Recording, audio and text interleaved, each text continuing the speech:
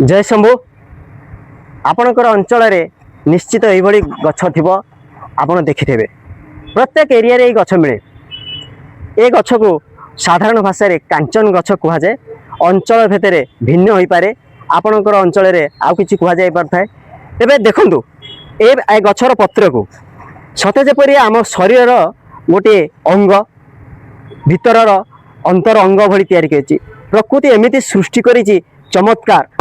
खाली पत्र रही चमत्कारिता नुहे यही पत्रटी सते जेपरी आमर थायरॉइड ग्लैंड भरी देखा जाउची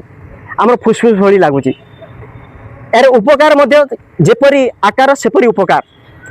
थायरॉइड भली देखा जाउथबारु यह अनेक अंचल थायरॉइड प्लांट बोली मध्य कहती तेबे यही पत्रर रस मध्य थायरॉइड ग्लैंड को एक्टिव कर दिए थायरॉइड ग्लैंड समस्या थे भल हो जाए हृदय को एक्टिव करे किडनी को एक्टिव करे जठराग्नि दुर्बल होते एक्टिव करे कारण कौन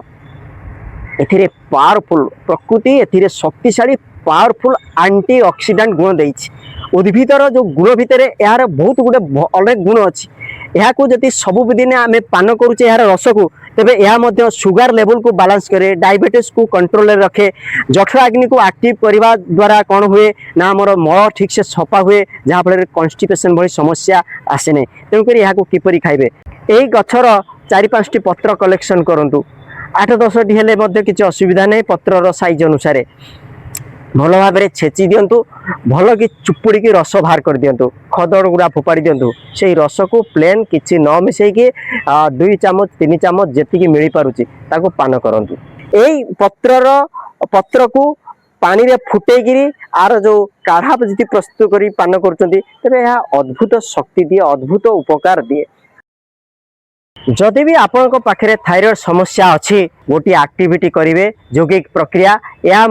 यही 2 प्रकार थायरॉइड समस्या को दूर कर दिए कौन करेंगे ना प्रथम श्वास नहीं जाए मुँह उपरू करदे पाटी खोला रखिए धीरे धीरे पाटी को बंद करेंगे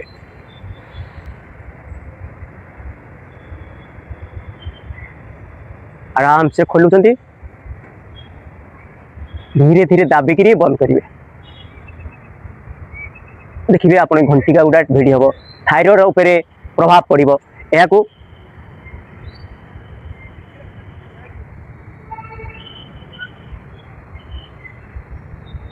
यही प्रक्रिया प्रत्येक दिन 10 थर 15 थर 20 थर निहाती करूँ तेरे वीडियो को जेते पार्चंती सेते अन्य मानक भितर शेयर करूँ जय शंभु।